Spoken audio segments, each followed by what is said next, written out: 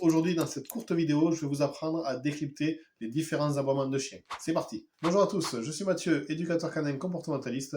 Retrouvez mon livre offert, mes contenus et tous mes liens en description ou directement sur mon site vivreavecsunchien.com. Alors, premièrement, les chiens aboient parce que c'est un des nombreux systèmes de communication qu'ils ont trouvé pour communiquer avec leur environnement. La plupart du temps, on va considérer que l'aboiement est quand même négatif. Imaginez quelqu'un que vous croisez dans la rue qui vous hurle dessus. Ça peut être sympa, il peut avoir juste envie de jouer avec vous, mais dans la grande majorité des cas, c'est quand même assez négatif. Pour le chien, c'est un petit peu la même chose. Il aura évidemment des aboiements de jeu, donc des aboiements sympas, mais la plupart des aboiements, vous le verrez, ne sont pas forcément très sympas. Nous allons voir ça juste après. Décryptons donc les différents types d'aboiements. Sachez que l'aboiement est juste un signal parmi tant d'autres quand le chien communique avec vous. Donc il ne faudra pas se fier uniquement au son qu'il émet avec sa gueule. Il va falloir se fier à d'autres choses. Son langage corporel, la tonalité aussi qu'il y a dans la voix, le contexte, et on verra aussi l'attitude à adopter face aux différents types d'aboiements. En 1, la garde. Quand un chien fait un aboiement de garde, c'est un aboiement qui va être plutôt grave pour impressionner le prédateur potentiel qui est en face de lui. C'est assez rapide. Et on n'est pas sur un chien qui va aboyer, regarder, aboyer, regarder. Non, il va aboyer à répétition. Son langage corporel va être assez facile à repérer et encore qu'il y a quelques subtilités. Alors, il peut avoir le poil hérissé. Il va en général avoir une posture plutôt autoritaire. J'aime bien dire, il fait le taureau. Et vous verrez aussi, là, attention, il ne faut pas se tromper, que vous avez à l'arrière la queue qui va remuer. Attention, un chien qui ne remue la queue n'est pas forcément un chien sympa. Le berger allemand qui est derrière une clôture et qui protège son jardin, il va aboyer, il aura les dents sorties, les crocs dehors, donc il sera prêt à vous mordre, et la queue remuera à fond derrière. Ça ne voudra pas dire qu'il est sympa. Donc attention à ce paramètre-là. Ensuite, quand un chien garde, il faut comprendre pourquoi il garde. Ben déjà, ce qu'on peut voir, c'est qu'un chien est généralement territorialiste. Il va protéger un territoire. C'est assez courant de se dire que si un chien vous aboie derrière une clôture, en général, c'est pas pour vous faire la fête. Sauf si c'est votre propre chien, là c'est différent. Donc une morsure est probable dans cette situation. Pas de caresse à un chien qui est derrière une clôture et qui vous aboie dessus. Il vaut mieux pas. Tout ce qui est attitude à adopter dans ces cas-là, ça va être une attitude la plus neutre possible. Votre chien vous voit à ce moment-là comme soit une proie qu'il va attraper, soit un prédateur qui veut l'agresser. Dans tous les cas, il est prêt à vous mordre. Donc, n'espérez pas socialiser, n'espérez pas le calmer en criant ou quoi que ce soit. Non. Vous avez un chien qui a un aboiement qui ressemble à un aboiement de garde. Restez le plus neutre possible, ne vous agitez pas. Et c'est comme ça qu'il va vous percevoir comme un non-danger. Parce qu'au contraire, si vous vous agitez, c'est danger, il va vous fixer, il va être focus sur vous, et c'est là que le risque sera maximum. Deuxième type d'aboiement, l'aboiement d'excitation. Alors ce chien-là va avoir une voix plutôt aiguë, même très aiguë dans certains cas, et assez rapide. Le langage corporel, alors, il est proche du langage de garde, puisqu'on va être sur un chien qui, mine de rien, s'agite, à la queue qui remue. Les aboiements sont répétés, rapides, donc il ne faudra pas confondre, il ne faudra pas se tromper. Examinez le contexte.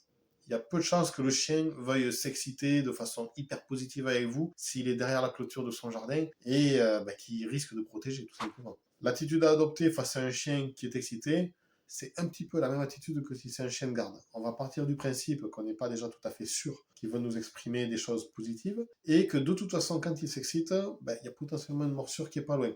Parce que le chien, on le sait, quand il a son niveau d'énergie qui monte, il va avoir tendance à saisir tout ce qui est autour de lui. Et il le saisit, bien sûr, avec sa gueule. Donc, évitez plutôt d'avoir une agitation qui va encore faire monter plus le chien. Restez plutôt de nouveau calme, neutre, le plus posé possible, et rentrez en interaction avec le chien excité seulement quand son énergie est redescendue. Troisième type d'aboiement, le chien qui va vous demander quelque chose. Alors celui-là, il a une tonalité assez particulière et assez facilement reconnaissable. On est sur un chien qui a une voix plutôt moyenne ou aiguë, avec des vocalises souvent assez longues. C'est pas des aboiements secs comme quand il était excité. Souvent aussi, il aboie, il vous regarde et il attend quelque chose. Vous voyez, c'est pas un aboiement tac tac tac tac tac. On va être plus sur un aboiement j'aboie, j'attends, je regarde. J'aboie, j'attends, je regarde. Quand il fait ça, le contexte en général vous valide cette hypothèse. On est sur un chien qui fait des allers-retours vers l'objet de son attention. Il vous fait comprendre réellement qu'est-ce qu'il veut en vous le désignant presque. Donc, l'attitude à adopter ici, très simple, on répond à sa demande, et si on ne peut pas, on détourne son attention, de sorte qu'il s'occupe, parce qu'il a besoin de s'occuper précisément à ce moment-là, il a son énergie qui est haute, donc on l'occupe à quelque chose, il est heureux, vous aussi, tout le monde est content. Quatrième type d'aboiement, le chien qui a peur. Alors celui-là, pareil, comme l'aboiement pour un chien qui vous demande quelque chose, c'est un aboiement très particulier et c'est assez simple quand on a un petit peu d'expérience à se rendre compte si le chien a peur ou pas. Mais vous allez voir qu'il y a beaucoup de gens qui ne se rendent pas compte. Je vous donne un cas précis. Vous avez un chien d'une race plutôt costaud de caractère, en tout cas réputé à avoir du caractère, et le chien va sortir les crocs. Vous aboyez fort dessus, mais si vous avez l'œil, vous allez vous dire, ah oulala, celui-là, il est peureux, celui-là, il est craintif. Pourtant, on pourrait penser qu'il est très courageux, qu'il aboie fort, qu'il sort les crocs. Regardez l'arrière-train. Un chien qui a peur, c'est assez systématique. Il va avoir la queue basse, voire très basse, même collée à l'abdomen.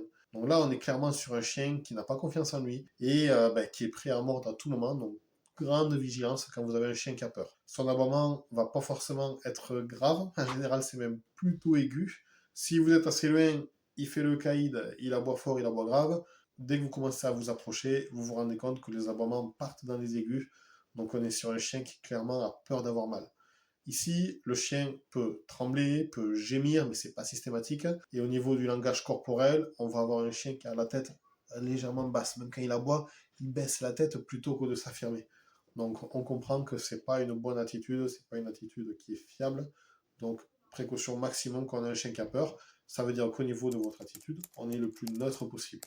On fait comprendre au chien qu'on n'est pas un danger pour lui, on ne s'agite pas, au contraire. Si vous avez déjà identifié des aboiements qui sont différents de ceux que je viens de vous lister précédemment, vous me le dites en commentaire et on pourra en discuter ensemble. Pourquoi il est hyper important de comprendre les aboiements de chiens? Si je vous fais le parallèle avec les humains, où vous êtes en pleine rue et vous avez quelqu'un qui se met à crier très fort, vous avez intérêt à comprendre précisément ce qu'il est en train de vous dire, parce qu'il y a peut-être quelque chose qu'il faut faire, il y a peut-être une intervention urgente de votre part à ce moment-là précis. Donc le chien c'est pareil, il est en train d'exprimer une émotion forte, il faut l'écouter, il faut savoir la décrypter, et donc du coup savoir l'attitude que vous devez adopter précisément à ce moment-là. Voyons maintenant quand les aboiements deviennent un problème. Alors là, je vais vous donner une petite astuce toute simple. Vous faites comme si votre chien était un enfant. Un enfant qui se met à crier. Au bout de combien de temps vous intervenez? Est-ce que vous vous dites, je vais le laisser crier toute l'après-midi, c'est normal, c'est un enfant, et j'irai voir le soir qu'est-ce qu'il a? Parce qu'il y a beaucoup de gens qui font ça, ben leur chien c'est vrai, ils le laissent au jardin, ils aboient toute l'après-midi, et puis arrivé le soir, ils se disent, ah mince, mes voisins se sont plaints. Pourtant, c'est un chien, c'est normal, il aboie. Ben non, en fait. Votre enfant, vous ne le laisseriez pas comme ça crier toute l'après-midi. Au bout de 2, 3, 4 cris, déjà vous intervenez pour savoir ce qui se passe. Il y a une cause sous-jacente, donc il faut la trouver et il faut solutionner le problème parce qu'il y en a réellement un. Votre chien qui a un niveau d'énergie très haut et qui se met à hurler, c'est pas forcément normal, en tout cas si ça dure, ça ne l'est pas. Occupez-vous-en, ne laissez surtout pas traîner des aboiements comme ça à répétition, parce que vous allez voir que derrière votre chien va développer des troubles et vous allez vous en mordre les doigts. Mes conseils pour gérer les aboiements d'un chien, ça se passe en 3 parties. Déjà, identifier la cause. Les aboiements, c'est une conséquence. Donc vous ne pouvez pas traiter la conséquence en trouvant un accessoire magique qui empêche strictement le chien d'aboyer, puisque derrière, la cause sera toujours là. Donc vous l'identifiez. Une fois qu'elle est identifiée, ben, vous faites votre possible pour la traiter, cette cause. Et à partir du moment où c'est fait, le problème est réglé. Troisième partie, c'est si jamais ben, on n'arrive pas à le traiter, on n'hésite pas à faire appel à un éducateur, et assez rapidement, parce que si on laisse traîner, un trouble s'installe, des mauvaises habitudes s'installent, et après c'est beaucoup plus compliqué. Donc, comprendre la cause, la traiter, et faire appel à quelqu'un si nécessaire. Allez, petit bonus, je vous explique qu'est-ce que je fais moi précisément dans le cas où je veux qu'un chien arrête d'aboyer. La toute première chose, je vais voir ce qui se passe. Je n'interviens pas bêtement si j'ai pas encore compris ce qui se passait. Une fois que je vois le chien qui aboie, je fais en 3 parties. Non, ordre, manipulation. Systématiquement. Ça veut dire quoi? Non, ben j'ai son prénom, hein, donc ça va être Rex, l'ordre en question, tu viens. S'il ne vient pas, je vais le chercher sans rien dire en silence et je le ramène. Ça paraît tout simple dit comme ça. Mais la plupart d'entre vous vont faire plutôt stop, arrête, j'en ai marre. Ils vont même pas prononcer le nom du chien. Donc le chien étant dans un état d'esprit des fois qui est assez haut, il comprend même pas qu'on est en train de lui dire arrête de ce que tu es en train de faire. Il va même des fois penser qu'on aboie avec lui. Donc son prénom, l'ordre en question, ça peut être stop, ça peut être tu viens. À mon avis, c'est quand même bien s'il est au jardin en train d'aboyer, de lui dire tu rentres, ou si vous le promenez en laisse dans la rue, prénom du chien, stop, et vous changez de direction. Si, bien sûr, le chien ne fait pas ce que vous dites, ça ne sert à rien de répéter, répéter, répéter. On a dit le prénom et l'ordre. À partir du moment où c'est pas fait, on va manipuler le chien pour obtenir ce qu'on veut. C'est comme ça que ça fonctionne. C'est comme ça que je fonctionne. Évidemment, chaque cas est particulier. Mais dans les grandes lignes, c'est comme ça que je travaille et ça fonctionne très très bien. En conclusion, et je terminerai là-dessus, Un chien qui aboie, c'est ni bon ni mauvais, c'est juste un besoin, une émotion que votre chien exprime fort. Donc, gérer ce besoin, comprenez la cause et traiter cette cause, c'est la meilleure option que vous allez pouvoir trouver pour résoudre ce problème si c'en est un. Et si c'est un chien de l'extérieur, cherchez pas à traiter, à résoudre le problème, c'est pas votre chien, ça vous regarde pas forcément, mais en tout cas, comprenez ce qui se passe, ayez vraiment le recul pour avoir la bonne attitude et tout se passera très bien. Merci d'avoir regardé cette vidéo jusqu'au bout. Je vous offre mon livre Chien heureux, les 4 piliers indispensables pour comprendre comment faire pour que votre chien vous écoute. Le lien est en description. Vous pouvez liker, partager, commenter et surtout vous abonner pour ne rien rater. Merci, c'était Mathieu. Ciao!